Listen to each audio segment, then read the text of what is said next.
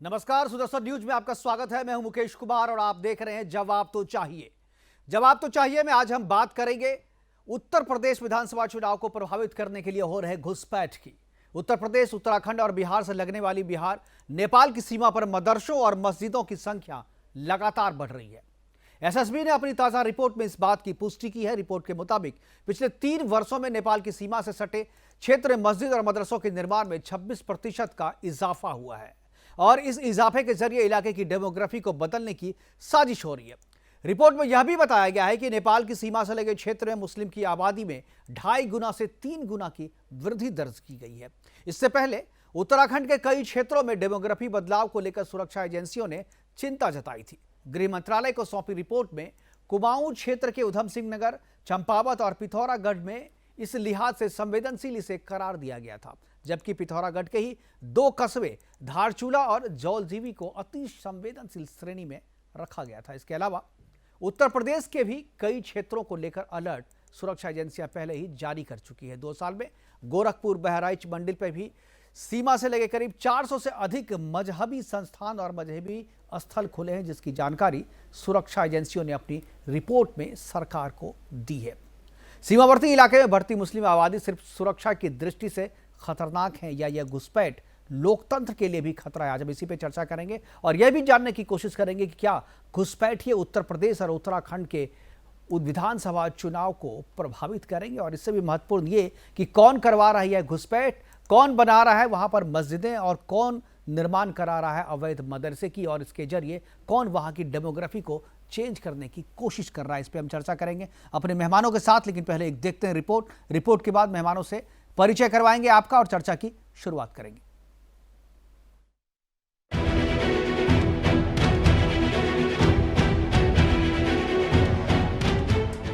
नेपाल की सीमा से लगे उत्तर प्रदेश में आश्चर्यजनक तरीके से मस्जिद, मदरसों की संख्या में इजाफा हुआ है। इसको लेकर सशस्त्र सीमा बल यानी एसएसबी ने अलर्ट जारी किया है। एसएसबी के अधिकारियों के मुताबिक उत्तर प्रदेश के 7 जिलों में 3 साल के अंदर 26% मस्जिद और मदरसों की संख्या बढ़ी है। महाराजगंज, सिद्धार्थनगर, बलरामपुर, बहराइच, श्रावस्ती, खीरी, पीलीभीत में मस्जिद, मदरसों का इजाफा तेजी से हो रहा है। इन जिलों में 2018 में 738 मस्जिद की संख्या थी, जो 2021 में बढ़कर 1000 हो गई है। इसी तरह मदरसे 500 से बढ़कर 645 हो गए। मस्जिदों और मदरसों के निर्माण में करीब 26% की बढ़ोतरी के बाद सीमावर्ती इलाकों में डेमोग्राफिक बदलाव तेजी से हो रहा है। इसको लेकर एसएसबी ने अलर्ट जारी किया है। बता दें कि एसएसबी इसके पहले भी अलर्ट जारी कर चुका है। यूपी की सरकार में भी एसएसबी ने अलर्ट जारी किया था, लेकिन मनमोहन सरकार ने इसे नजरअंदाज कर दिया था। दूसरी तरफ इसके पीछे पाकिस्तान का हाथ होने की आशंका जताई जा रही है। कुछ दिनों पहले पाकिस्तान ने नेपाल में सुरक्षित आतंकी ठिकाने बनाने शुरू किए थे। नेपाल के साथ भारत 1751 किलोमीटर लंबी सीमा साझा करता है। उत्तराखंड, उत्तर प्रदेश, बिहार, पश्चिम बंगाल और सिक्किम के इलाके सीमा से सटे हैं। नेपाल के साथ उत्तर प्रदेश की 570 किलोमीटर सीमा लगती है। ऐसे नेपाल में अगर पाकिस्तान के आतंकी ठिकाने सक्रिय होंगे तो यह यूपी के लिए बड़ा खतरा है। पाकिस्तान की तरफ से भारत नेपाल बॉर्डर पर स्थित 7 जिलों को मुस्लिम बहुल इलाका बनाने का षड्यंत्र रचा जा रहा है, जिसके लिए मस्जिद और मदरसों का निर्माण तेजी से हो रहा है। पाकिस्तान यूपी को प्रभावित करना चाहता है। यूपी में इन दिनों विधानसभा चुनाव हो रहे हैं। ऐसे में मस्जिद और मदरसे से यूपी के मुख्यमंत्री योगी आदित्यनाथ को घेरने की साजिश रची जा रही है, जिसके लिए मस्जिद, मदरसों का निर्माण तेजी से हो रहा है। दूसरी तरफ एसएसबी ने इस पर चिंता जताते हुए अलर्ट जारी किया है। भारत नेपाल बॉर्डर पर हो रहा डेमोग्राफिक चेंज देश की सुरक्षा को लेकर कई सवाल खड़े करता है। इस पर केंद्र और राज्य सरकार को ध्यान देना पड़ेगा। Bureau report, Sudarshan.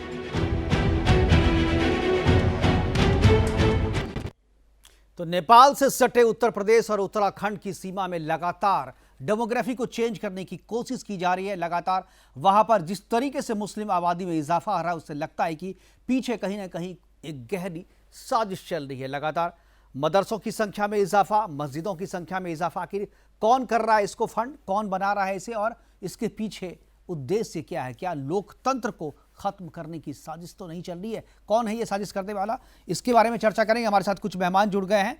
डॉक्टर जीनत अंसारी मुस्लिम स्कॉलर है, ये हमारे साथ इस मेहमान में जुड़ गए। इसके अलावा आर.के. मिश्रा जी हैं, बीजेपी के प्रवक्ता और रक्षा विशेषज्ञ के रूप में हमारे साथ एस.एन. झा जुड़ गए। सभी मेहमानों का स्वागत है और चर्चा की शुरुआत एस.एन. झा जी मैं आपसे करना चाहूँगा कि ये कोई बी.एन. झा जी, माफ़ कीजिएगा, बी.एन. झा जी हमारे साथ जुड़ गए और चर्चा की शुरुआत में बी.एन. झा जी आपसे करना चाहूँगा कि ये कोई पहली बार नहीं है जब सुरक्षा एजेंसियों ने अलर्ट जारी किया है और इस तरीके की आशंका व्यक्त की है कि सीमा इलाके में, खासतौर पे नेपाल की सीमा से सटे बिहार, उत्तर प्रदेश और उत्तराखंड के इलाके में जिस तरीके से डेमोग्राफी को चेंज करने की कोशिश की जा रही है, जिस तरीके से एक खास संप्रदाय की आबादी वहाँ पर बढ़ रही है और घुसपैठियों को योजनाबद्ध तरीके से ला करके वहाँ पर बसाया जा रहा है, वहाँ पर मस्जिदों की संख्या बढ़ रही है, वहाँ पर मदरसे की संख्या बढ़ रही है। क्या आपको लगता है कि ये जो थ्रेट है, ये थ्रेट तो सबको पता है, इसके पीछे जो है आप किसको देखते हैं? क्या पाकिस्तान इसके पीछे है, नेपाल इसके पीछे, या चाइना इसके पीछे, या नेपाल को एक आधार बना करके, नेपाल के कंधे पर बंदूक रख करके चीन और पाकिस्तान भारत को निशाना बना रहा है? मुकेश जी नमस्कार। नमस्कार। आप मुझे ग्रुप कैप्टन वी.एन. झा भी बुला सकते हैं। मैं डिफेंस एक्सपर्ट हूं और मैं एक मैगजीन का एडिटर भी हूं, द काउंटर व्यूज प्रतिमत। तो मैं आपको दो तरह से आपको जवाब दूंगा, एक तो डिफेंस एनालिस्ट के कायदे से, और दूसरा ये जो आपने टॉपिक उठाया हुआ ये मेरे मैगजीन की काफी विशेष टॉपिक है। बिल्कुल। और मैं आपको बहुत बधाई देता हूं कि आपने इस विषय पे चर्चा छेड़ी है, जिसके लिए कि बहुतों लोग, मतलब आप कह सकते हैं करोड़ों लोग इसके लिए काफी चिंतित हैं और काफी सालों से। बिल्कुल। जो आपने आज ये मसला उठाया हुआ है, इसके ऊपर में 2020 में ही कुछ एक मैगजीन्स जो कि सजग हैं उस एरिया में, उन्होंने यही चीजें उठाई थी कि वहां पे जो 3 चीजें हो रही हैं। एक तो वहां पे मस्जिद और मदरसे ये बढ़ रहे हैं, लेकिन ये कोई खास चीज नहीं है। बिल्कुल। मदरसे पढ़ना अच्छी चीज है, स्कूल पढ़ना अच्छी चीज है, लेकिन अगर वो मदरसे अगर वो नेफेरियस एक्टिविटी में लिप्त हो तो फिर ये एक डिफेंस का, एक सिक्योरिटी का एक बहुत बड़ा मामला बनता है। बिल्कुल। दूसरा, उस एरिया में सिक्योरिटी एंगल जो है वो कॉम्प्रोमाइज की जा रही है धीरे धीरे, लेकिन बिल्कुल सजग तरीके से हो रही है। और तीसरी जो सबसे बड़ी बात है, जिसको बहुत कम लोग रियलाइज कर रहे हैं, कि डेमोग्राफिक चेंज। बिल्कुल। ये डेमोग्राफिक चेंज जो हो रहा है, जो अभी लावनी जी अपने रिपोर्ट में बता रही थी कि 2 से 3 गुना जो आबादी है वहां पे मुस्लिम्स की बढ़ गई है। तो ये एक बहुत बड़ी चीज है जिसके लिए कि भारत सरकार को संज्ञान लेना पड़ेगा। मुकेश जी मैं आपको बताता हूं, ये साल है, ये जनादेश का मतलब सेंसस का ये एक साल था 2021, लेकिन सेंसस नहीं हुआ। बिल्कुल। आज न कल जब ये सेंसस होगा तो हम सबों की नींद खुलेगी कि जहां पिछले सेंसस में 2011 में मुसलमान भारत में सिर्फ 15.4% थे, आज के दिन में वो 17.8% हैं।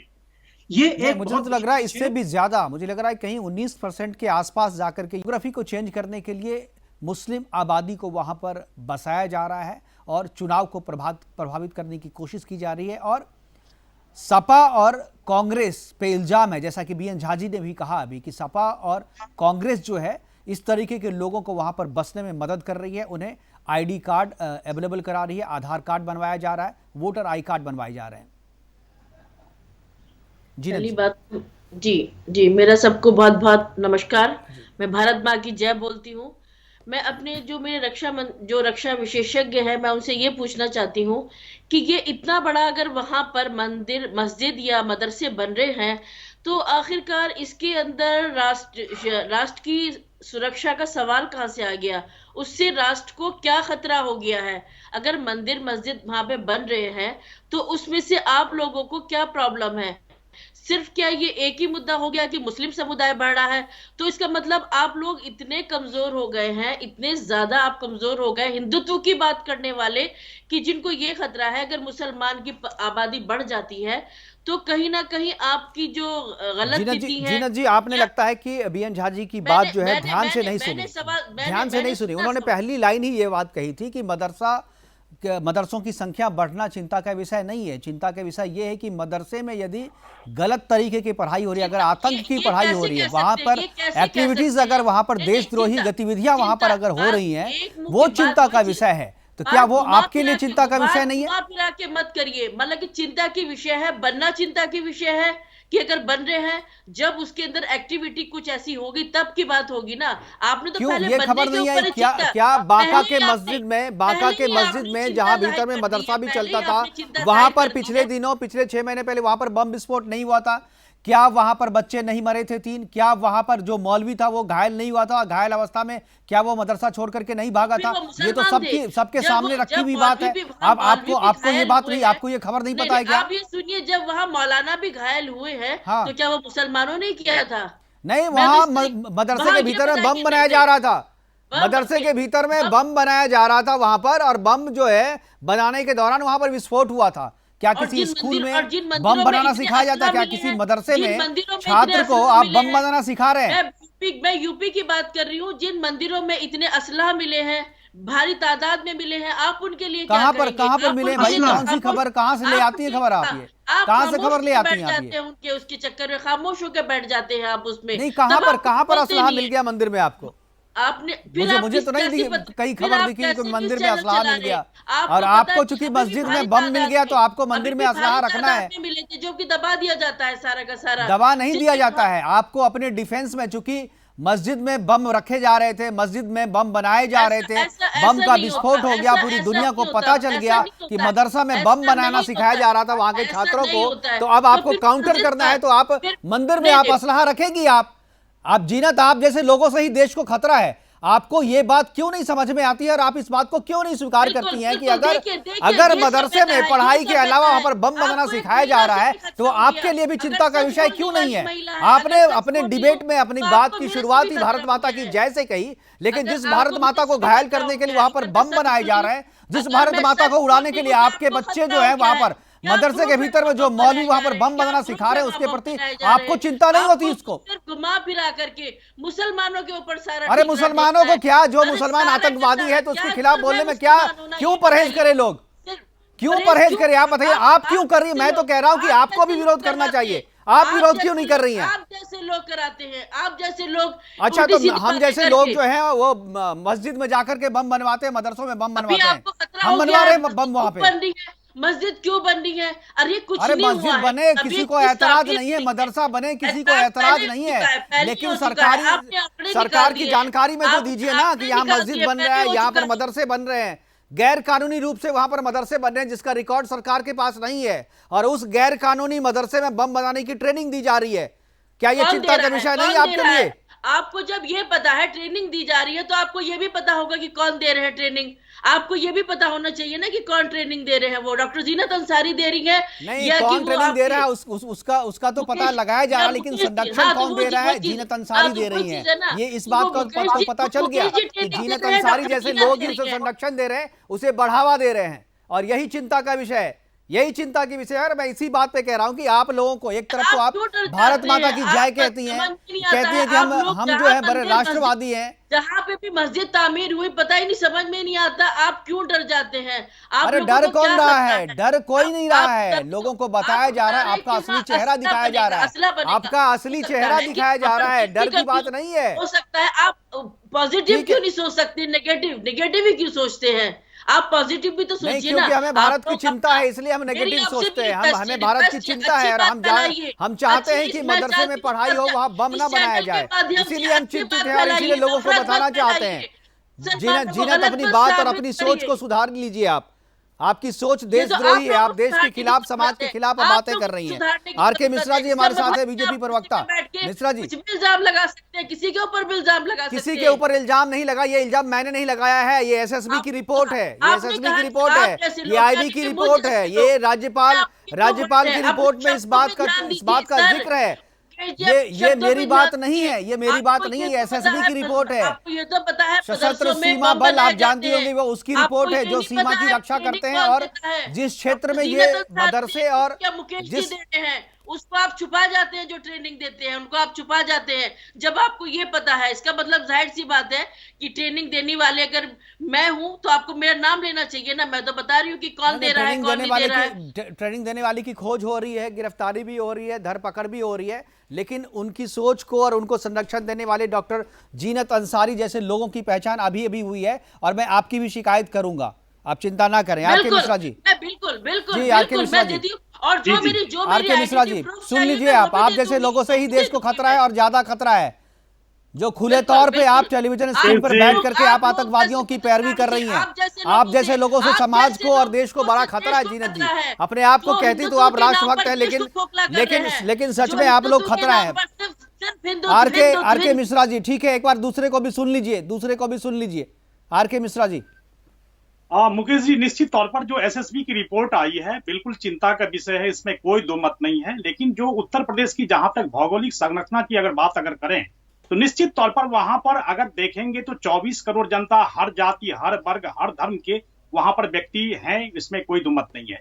देखिए यहाँ पर जीनत जी उस चीज को बड़े एग्रेशन के साथ कह रही थी, मैं उनकी बात सुन रहा था बड़े ध्यान से। जो मंदिर और या मस्जिद बन रहे हैं इसमें कोई ऐसा कुछ नहीं है, लेकिन उसमें जो ट्रेनिंग दी जा रही है, जो प्रशिक्षण दिए जा रहे हैं, वो चिंता के विषय है। जो कि आखिर किस तरह की ट्रेनिंग और किस तरह की प्रशिक्षण, क्या राष्ट्रवाद के ऊपर में उनके ऊपर में प्रशिक्षण दिया जा रहा है या देश के अहित करने के लिए उनके ऊपर में प्रशिक्षण दिया जा रहा है, ये हम लोग इनकार नहीं कर सकते। जो उत्तर प्रदेश की जो भौगोलिक संरचना है और खास करके योगी जी के नेतृत्व में जिस तरह से उत्तर प्रदेश अभी चाहे अगर 4.5 साल या 5 साल के अंदर की अगर बात कर लें तो वहां पर एक भी दंगे आपको नहीं मिलेंगे। तो इस तरह के जो मुख्यमंत्री निश्चित तौर पर आप देखेंगे जो कि अराजक तत्व जो होंगे वहां पर उनकी छटपटाहट बिल्कुल नजर आएगी, इसमें कोई दो मत नहीं है। मॉब लिंचिंग को आप क्या कहेंगे सर? मॉब लिंचिंग को क्या कहेंगे आप?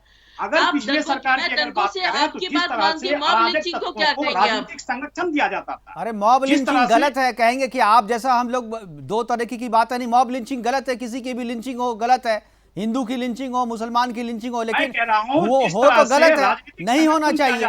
लेकिन किसने किया, कौन किया, कब किया, पीछे में क्या कहा, ये भी तो आप देखेंगे ना। हम तो समर्थन नहीं करते मॉब लिंचिंग का।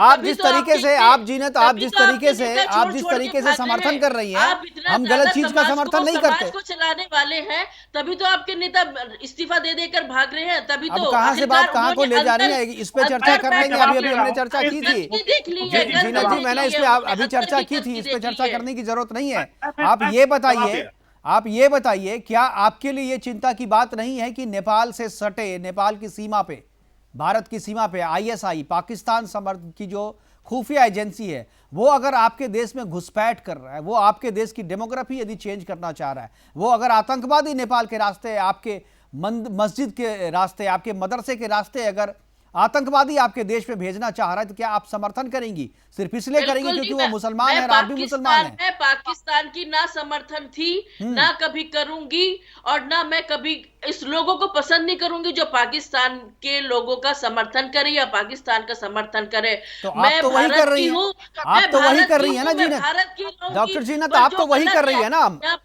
अभी बीएन झा जी ने क्या कहा, आपने केवल अपनी बात सुनी। बीएन झा जी ने अपने पहले ही सेंटेंस में इस बात को मेंशन किया था। बीएन झा जी, एक बार मुझे लगता है कि आपको फिर से बता देना चाहिए कि आपने क्या कहा था। जीनत जी ने शायद सही से सुना नहीं आप जो कह रहे थे। मुकेश जी, मैं जीनत जी की बात बड़ी ध्यान से सुन रहा था। उनका ओपनिंग जो सेंटेंस था, मैं जीनत जी को कहना चाहता हूं कि जीनत जी, आप भी और हम सब भारतीय हैं।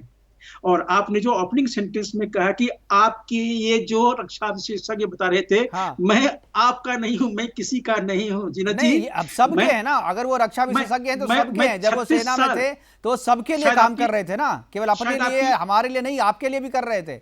शायद आपकी उम्र 36 साल नहीं होगी, मैंने 36 साल इंडियन एयरफोर्स में बॉर्डर एरियाज में सर्विस की है। तो मैं भी वहाँ पे सुरक्षा के लिए मैं भी खड़ी हूँ, वो मंदिर हो, मस्जिद हो, कुछ भी हो, सुरक्षा के लिए मैं भी वहाँ पे। आप पहले बात तो सुनिए, आप बात तो सुनिए, पूरी बात सुनिए पहले। देखिए, बात यहाँ पे हो रही क्या कि हमें कंसर्न क्या, मैंने ओपनिंग सेंटेंस में कहा था कि मस्जिद या मदरसा खुलना बुरी बात नहीं है।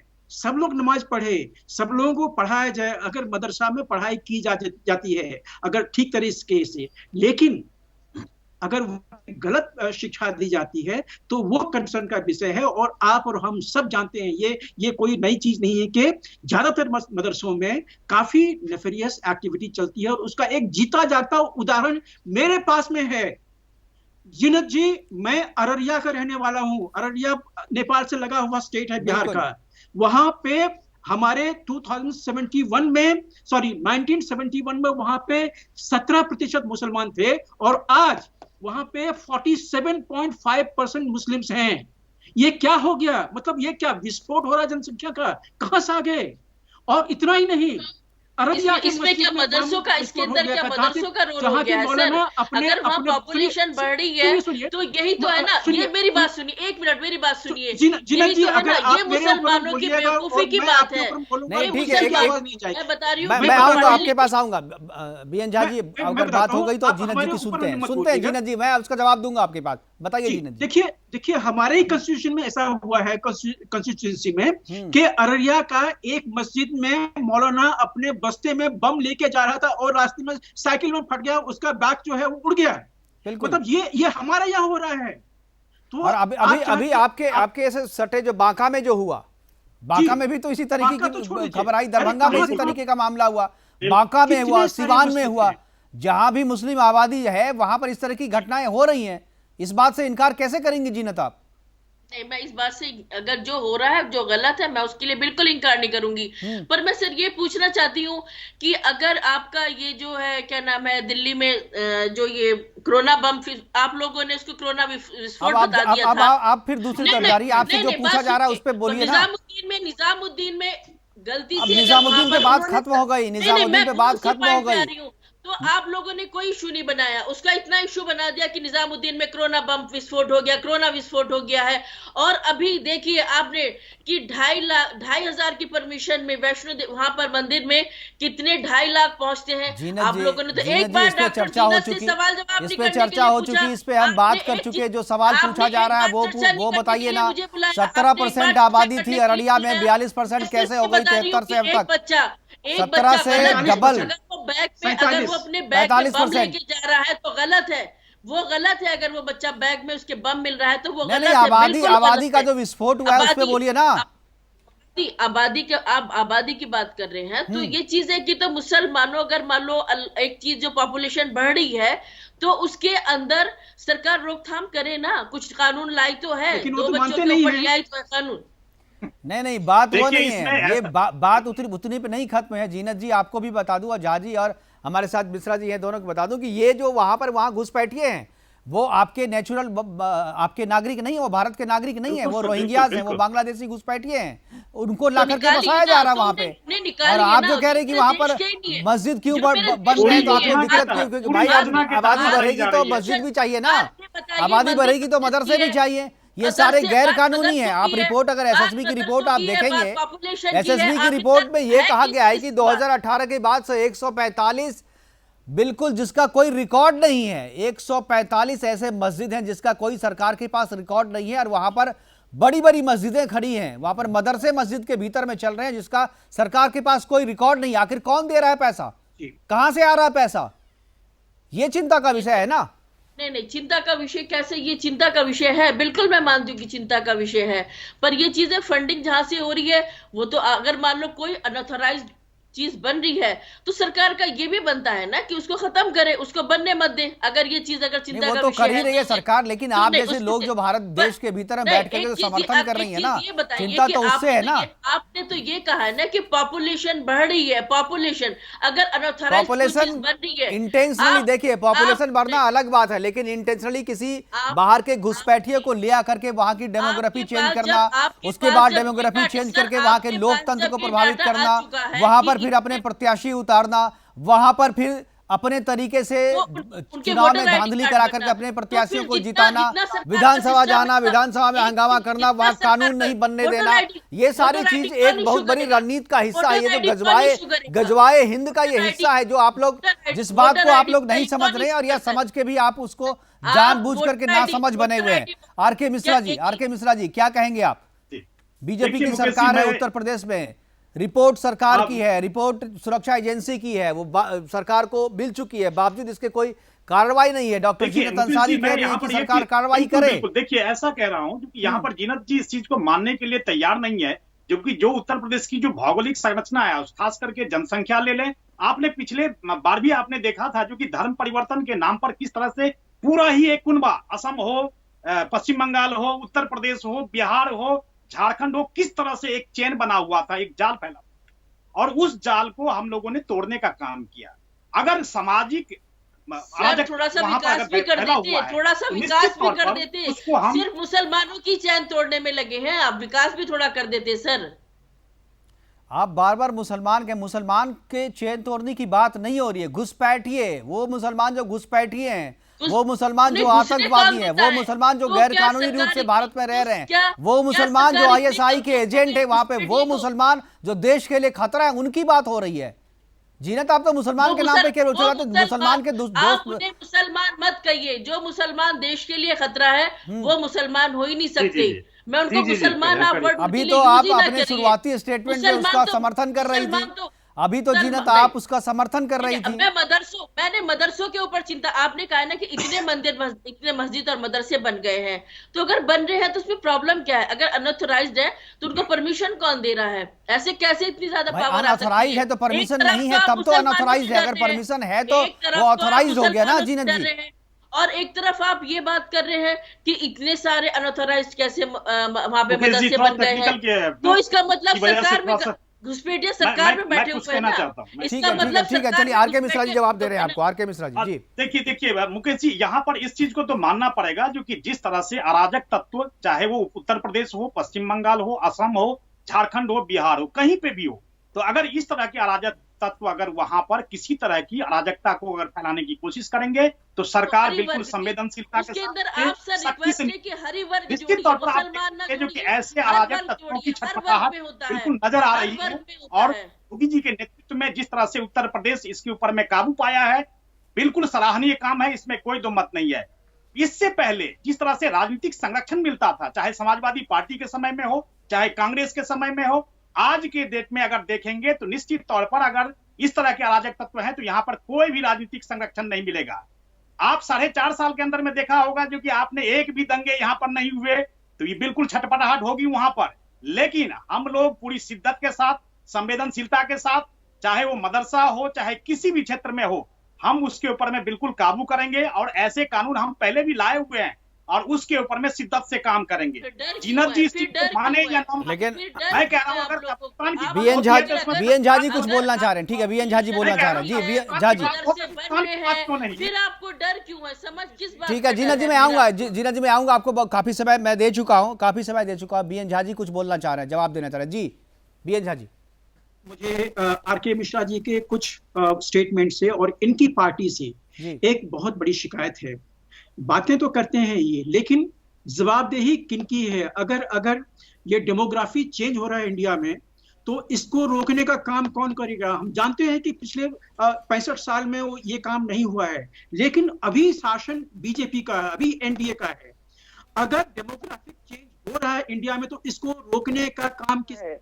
अगर डिस्प्रोपोर्शनल जनसंख्या बढ़ रही है तो एक ऐसा कानून लाने का काम किसका है जो कि जनसंख्या को रोकने में सहायता करे? अगर ये सारी चीजें हो रही हैं तो एक यूनिफॉर्म सिविल कोड लाने का काम किसका है? भारत सरकार का है। और भारत सरकार किसकी है? मोदी सरकार के नेतृत्व में चल रही है। तो ये सारी चीजें आपके नाक के अंदर में हैं। कब तक आप अपनी आंखें मूंद के रहेंगे? मान लिया कि कभी भी जब आप ये कानून लाइएगा तो मुसलमान अपने देश के कभी भी इससे सहमत नहीं होंगे। और मुसलमान ही क्यों, उसके जो रोटी खाने वाले जो नेतागण हैं, जो पार्टी हैं, पॉलिटिकल पार्टियां हैं, चाहे वो कांग्रेस हो, चाहे सपा हो, चाहे आरजेडी हो, चाहे टीएमसी हो, ये सब लोग आपको नहीं सराहेंगे, ये आपकी आलोचना करेंगे। लेकिन आलोचना सहना सीखिए। ये कानून अमित शाह जी को लाना होगा। अगर 2024 के पहले उन्होंने नहीं लाया तो आपको मुश्किल होगी, क्योंकि आप ये जानते हैं कि ये समस्याएं देश में हैं और अगर इसको आप सॉल्व करने के लिए कानून नहीं लाते हैं तो ये आपके ऊपर में भारी पड़ेगा। तो इसीलिए आप जो यहाँ पे कहते हैं प्लेटफॉर्म पे आके, इसका आप आकलन कीजिए। मुकेश जी, मेरे अभी एक पत्रिका में अभी एक लेख छूटी है, पहला भाग है मुस्लिम्स ऑफ इंडिया। अब ये मुस्लिम्स को थ्रेट दिया जा रहा है और मुस्लिम से थ्रेट पड़ रहा है लोगों को। ये जो चीजें हो रही हैं 6 भाग में प्रकाशित होंगी, पूरा हमने रिसर्च किया हुआ है इस पे, इसको जरा ध्यान दीजिएगा। बीजेपी भी ध्यान दे, अमित शाह भी ध्यान दे और भारत सरकार इस पे ध्यान दे। मुस्लिम में बहुत सारे जो जनसंख्या है वो प्रताड़ित हो रहे हैं। याद रखिए 60% मुस्लिम उतने ही भारतीय हैं, उतने ही जो पैट्रियट हैं जितने हम हैं, लेकिन बाकी जो 40% है उस पे ध्यान रखिए, क्योंकि उसको आप अपने नेफेरियस एक्टिविटी में कामयाब नहीं होने देना चाहेंगे। और ये चीज अमित शाह जी को, भारत सरकार को ये चीज करना पड़ेगा। बिल्कुल बिल्कुल, हमारे पास समय की कमी है, लेकिन जो समस्या है वो अभी है। और मेरे ख्याल से अभी जो डॉक्टर जीनत अंसारी जी कह रहे थे वो आपकी इस बात से सहमत होंगी नहीं होंगी, मैं उन्हीं से पूछूंगा। लेकिन अभी आखिरी कमेंट मैं चाहूंगा, प्रोग्राम को वाइंड अप करने का समय हो रहा है। डॉक्टर जीनत अंसारी, मैं आखिरी कमेंट चाहूंगा, क्या नेपाल की सीमा पर बढ़ती आबादी और गैर कानूनी रूप से बढ़ते मस्जिद और मदरसों पे क्या अभी भी आप चिंतित हैं? क्या आपको लगता है कि उसको बंद होना चाहिए और जो चिंता बाकी लोगों की है वही चिंता आपकी भी होनी चाहिए? अगर मैंने फिर वही अपनी बात को मैं कहूंगी, अगर कोई अनऑथराइज्ड है, गलत तरीके से अगर कोई मस्जिद या मदरसा तामीर हो रहा है तो वो एक चिंता की विषय है, उस पर सरकार को अपना संज्ञान लेना चाहिए। अगर वहां पे जेन्युइनली बन रहा है और वहां पे जरूरत है, वहां पे कोई गलत काम नहीं होना है, तो उसके लिए शायद किसी के भी पेट में दर्द नहीं होना चाहिए, अपना टाइम वेस्ट नहीं करना चाहिए कि वहां पर क्या हो रहा है क्या नहीं हो रहा है। अगर अच्छे काम के लिए है सुरक्षा एजेंसियों को लग रहा है कि वहां पर कुछ गलत हो रहा है, तो उसके प्रति हमें भी चिंतित होने की जरूरत है। डॉक्टर जीनत अंसारी जी, हमारी और आपकी चिंता नहीं है, ये सुरक्षा एजेंसियों की चिंता है। सुरक्षा एजेंसियों ने चिंता जताते हुए रिपोर्ट दी है, सरकार को रिपोर्ट भेजी है। उस रिपोर्ट में ये बात कही है, किसी इंडिविजुअल की बात नहीं, किसी इंडिविजुअल का क्या निष्कर्ष नहीं है। आखिरी कमेंट मैं झा जी आपसे लेना चाहूंगा, बीएन झा जी आखिरी कमेंट आपसे, उसके बाद आर के मिश्रा जी मैं आपसे भी लेना चाहूंगा। देखिए, ये एक ऐसी समस्या है जिसपे पूरे देश को संज्ञान लेना पड़ेगा। आप चाहें या न चाहें, मुस्लिम्स में आज रेडिकलाइजेशन काफी ज्यादा है, चाहे वो जिस भी कारण से हो, चाहे आईएसआई कर रहा हो, चाहे जो वर्ल्ड फोरम इनका है। इसीलिए तो प्रधानमंत्री जी की रक्षा में जीनत जी जरा शांत रहिए। जीनत जी समय की कमी है, प्लीज काउंटर मत कीजिए। जीनत जी जरा शांत रहिए।